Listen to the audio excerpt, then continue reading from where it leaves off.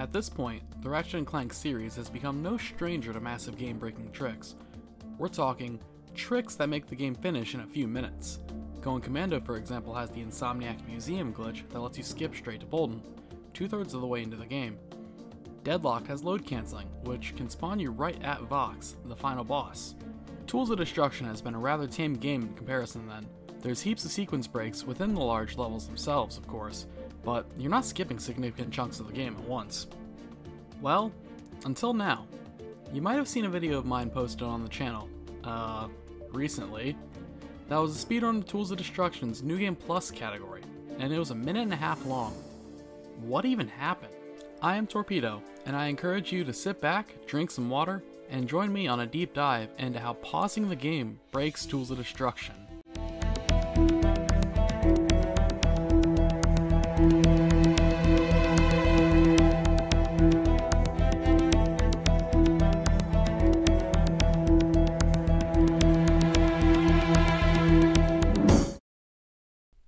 As with a few big Ratchet discoveries in the past, it seems that our story takes place out of the game focused on in the video. On the 6th of November 2021, a runner by the name of 24/7 Yu-Gi-Oh! Posted a screenshot in the Ratchet and Clank Speedruns Discord server, with a single message saying that he found something that could be big. The screenshot showed an empty quick select on the first visit to Azorian Sea, the first level of Quest for Booty.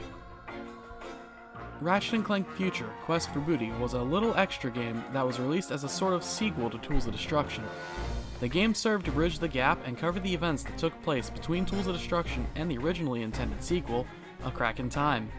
The thing to note here is that Quest for Booty and Tools of Destruction run on similar engines, so any discoveries that could be useful in Quest for Booty could have something in store for Tools of Destruction as well. Right after you clear through the Azorian Sea on your first visit, Ratchet and Talon get blasted out of a cannon towards Hulafar Island. In the process, the Azorian Sea claims all your weapons. Tough luck, matey. You have to reclaim them when you wash up on land. This now puts Yugi's message and accompanying screenshot into context. He managed to find a way to be at the Azorian Sea, with the state of the game being as if he's already washed up on Hulafar. As Yugi later explains, the trick itself is something called file manipulation.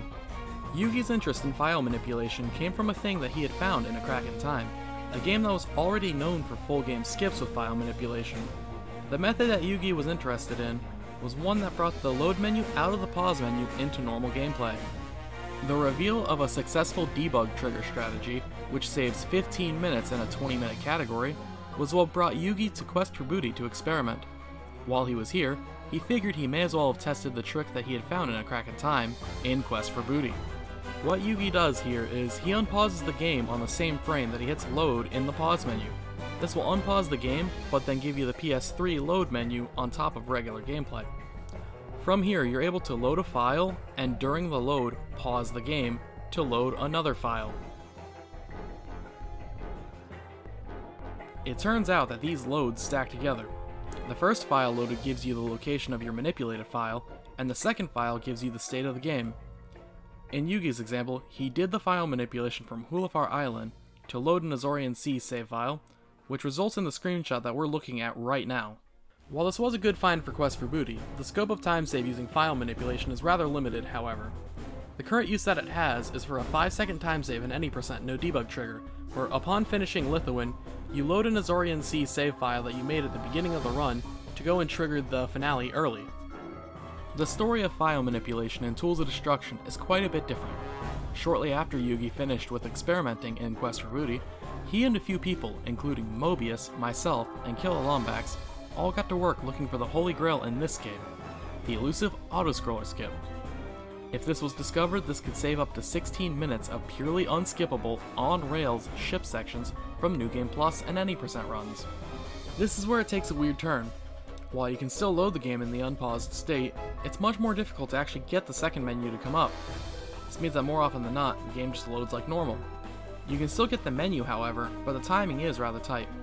This means that most players resort to just mashing start hoping to get the menu to come up. Even if you get the pause, loading a second file will cause the game to soft lock, as Ratchet is seen forever flying through space.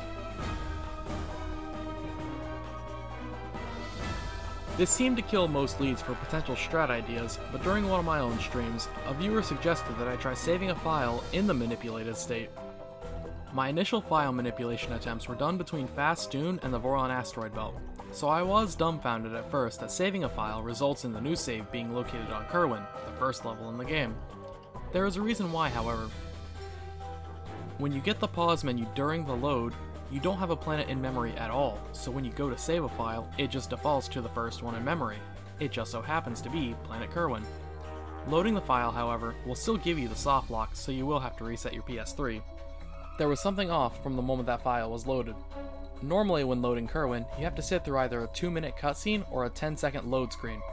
Instead, Ratchet's flying to Kerwin, which happens to have the planet portrait of Cabalia, in Aphelion, a ship he should not have at that point in the game. This means that a manipulated file was successfully made. Completing Kerwin still takes the player to Cabalia like normal, but with a manipulated file where you already have the ship, this spawns you at the spaceport, which will allow you to skip the entire level. From here, you have access to your entire planet list up to the point that the manipulation was done. A realization then struck me. This lets you make a file where you can go pretty much anywhere in the game. So what's stopping you from making one that takes you straight to the final boss? Following this lead, I did exactly that. I cleared Fast Dune's second visit casually, allowing the teleporter to spawn where the ship lands. I then also started the boss fight at Tachyon, went through both cutscenes, and died in Phase 2. This means that the incoming file will not have any cutscenes for Tachyon at all, plus a teleporter that we can just simply walk into. So of course I had to speedrun this new category, just to see how fast you can beat the game now. The clock rolls to midnight, it's now the 7th of November, and I'm in a Discord call with friends and fellow runners, seeing how fast this new category, now called Full File Manip, can be cleared. The run has been reduced to a Kerwin IL, which I hold the fastest time in, leaving Cabalia as fast as I've arrived, and warping straight to Tachyon and slugging him in his tiny fish face. During the session, I managed to get my first time in under 2 minutes, with a time of 1 minute and 34 seconds. There was obvious mistakes even in such a short run, so this made a goal pretty evident. I wanted to beat the game in under 90 seconds. All that was needed was a smooth Kerwin, and the game would play itself from that point on. On attempt 110, I got this run. But, like, what memes? Wait, I'll post Obama Angry Birds. Yes. Ooh. Okay, good. This is true, Sneaky.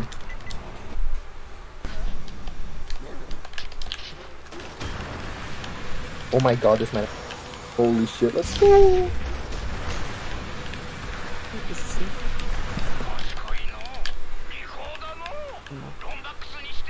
Check your DMs and try not to cringe while watching that.